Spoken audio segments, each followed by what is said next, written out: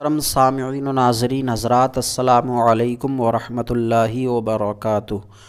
بسم اللہ الرحمن الرحیم، الحمد للہ رب العالمین، والصلاة والسلام علی محمد سید المرسلین وعلی آلہ واصحابہ اجمعین۔ اللہم افتح علینا حکمتک وانشر علینا رحمتک یا ذا الجلال والاکرام۔ قارئین حضرات، مومن کی نماز کتاب میں آج ہمارا سبق نماز کی تیسری شرط استقبال قبلہ سے ہے۔ نماز کی شرطوں کا اجمالاً ذکر پہلے ہو چکا، اب قدر تفصیل کے ساتھ نماز کی شرطوں کا بیان چل رہا ہے، جس میں سے نماز کی پہلی شرط طہارت اور دوسری شرط ستر عورت ہو چکا۔ آج تیسری شرط استقبال قبلہ ہے۔ مسئلہ، اس مسئلے میں صرف استقبال قبلہ کا معنی بتایا ہے۔ استقبال قبلہ کا معنی ہے یعنی نماز میں قبلہ خانہ کعبہ کی طرف منہ کرنا، یہ استقبال قبلہ کا مطلب ہے۔ نماز کی حالت میں کعبہ شریف کی طرف منہ کرنا۔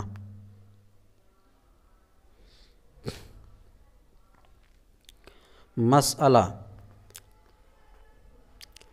اس مسئلے میں یہ بتایا گیا ہے کہ کعبہ شریف کی طرف منہ کرنا شرط ہے، تو منہ کا، چہرے کا کتنا حصہ کعبہ شریف کی طرف کرنا شرط ہے؟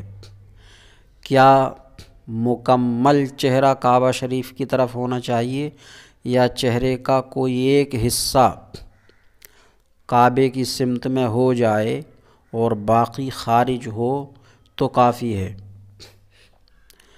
تو یہ بیان کیا گیا ہے کہ کعبہ شریف کو منہ کرنے میں یہ شرط نہیں ہے کہ مکمل چہرہ کعبہ شریف کی طرف ہو، بلکہ چہرے کا کوئی ایک حصہ اگر سمت کعبہ میں آتا ہے تو یہ استقبال قبلہ کے لیے کافی ہے، نماز ہو جائے گی۔ مسئلہ، کعبے کی طرف منہ ہونے کے معنی یہ ہیں کہ چہرے کی سطح، جو چہرے کا آکار اور جہاں سے جہاں تک چہرہ کہلاتا ہے، تو چہرے کی سطح کا کوئی جز یعنی حصہ کعبے کی طرف واقع ہو، بس کوئی بھی حصہ کعبے کی سمت میں آ جائے تو یہ ہے استقبال قبلہ کے معنی، کعبے کی طرف منہ ہونے کے لیے کافی ہے۔ مسئلہ، اب اس میں اسی مسئلے کی تفصیل کی جا رہی ہے کہ نمازی کا چہرہ جہت کعبہ سے تھوڑا ہٹا ہوا ہے، تھوڑا، لیکن کوئی چہرے کا حصہ جو ہے وہ سمت کعبہ میں آ رہا ہے، تو یہ استقبال قبلہ کے لیے کافی ہے، تو نماز ہو جائے گی۔ مسئلہ، اگر نمازی کا چہرہ کعبے کی جہت سے تھوڑا ہٹا ہوا ہے لیکن اس کے چہرے کا کوئی جز کعبے کی طرف ہے، سمت کعبہ میں آ رہا ہے کوئی جز، تھوڑا حصہ چہرے کا، تو اس کی نماز ہو جائے گی، اور اس کی مقدار 45 درجے ڈگری رکھی گئی ہے، یعنی 45 درجے سے کم انحراف ہے، یعنی ہٹا ہوا ہے چہرہ، 45 درجے سے کم انحراف ہے، کم ہٹا ہوا ہے تو نماز ہو جائے گی، اور اگر 45 درجے سے زیادہ انحراف ہے تو نماز نہ ہوگی۔ اب یہ 45 درجہ کیا ہے تو یہ نیچے مسئلے میں بیان ہو رہا ہے اور نقشے سے سمجھایا ہے۔ یہ نقشہ دیکھیں، نقشے میں جو بڑا کالے کلر کا نشان ہے، یعنی بیچ والے تیر پہ، تیر نمبر 1 پہ، یہ خانہ کعبہ ہے، اور 2 نمبر 3 نمبر جو ہے یہ 45 درجے کا انحراف ہے۔ اگر کسی نمازی کا چہرہ 2 نمبر اور 3 نمبر تیر کے اندر رہتا ہے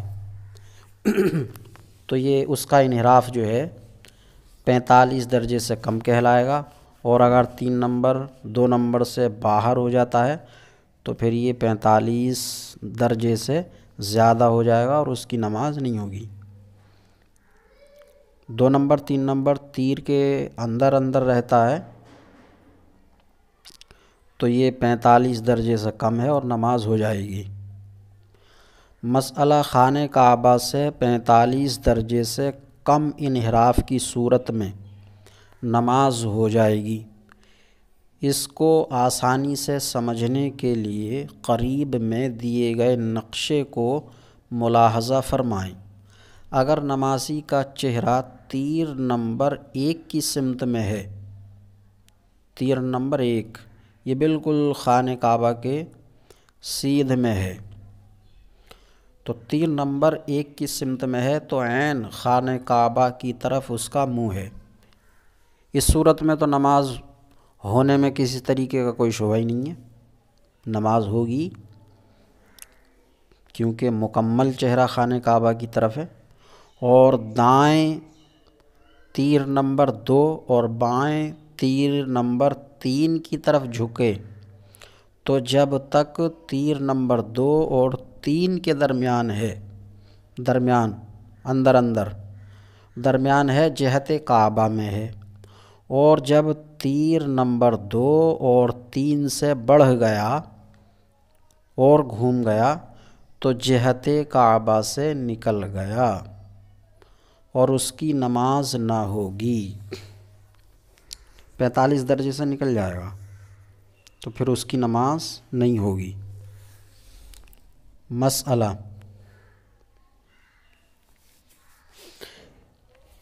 اس مسئلے میں یہ بیان کیا جا رہا ہے کہ ہمارا خانہ کعبہ کیا ہے، قبلہ جس طرف کو ہمیں منہ کرنا ہے وہ کیا ہے۔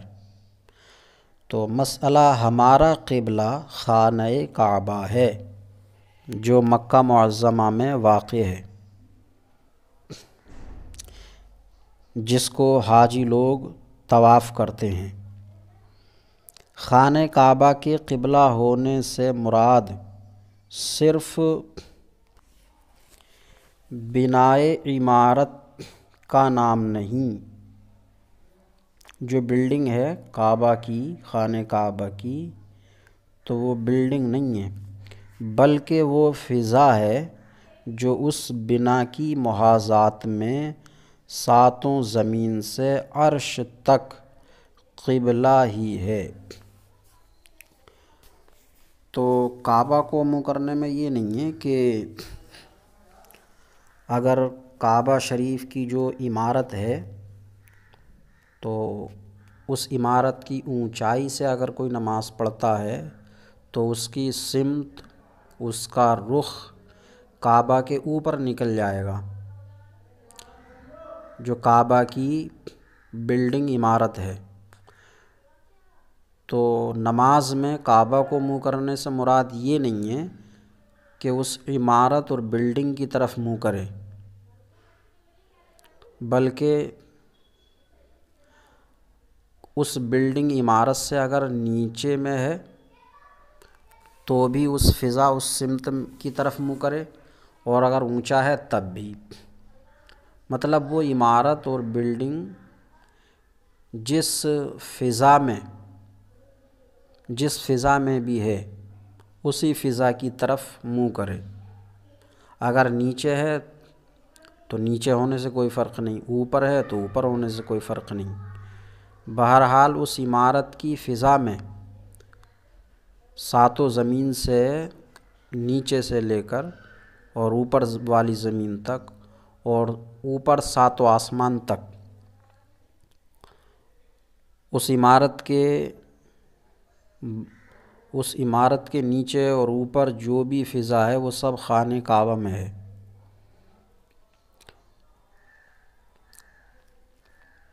تو وہ فضا ہے جو اس بنا کی محاذات میں ساتوں زمین سے عرش تک قبلہ ہی ہے۔ رد المحتار۔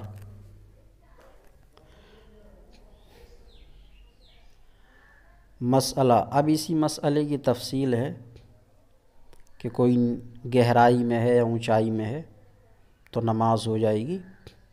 اگر کسی نے بلند پہاڑ پر، یہ اونچائی کی بات ہو گئی، یا گہرے کنویں میں نماز پڑھی اور کعبہ کی جہت میں منہ کیا تو اس کی نماز ہو گئی، نماز اس کی ہو گئی، حالانکہ کعبہ کی عمارت کی طرف توجہ نہ ہوئی۔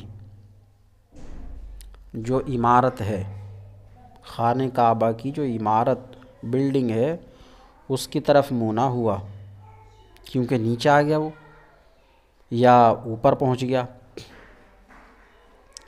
حالانکہ کعبے کی، حالانکہ یہ حالانک لکھا، حالانکہ کعبے کی عمارت کی طرف توجہ نہ ہوئی لیکن فضا کی طرف پائی گئی۔ مسئلہ،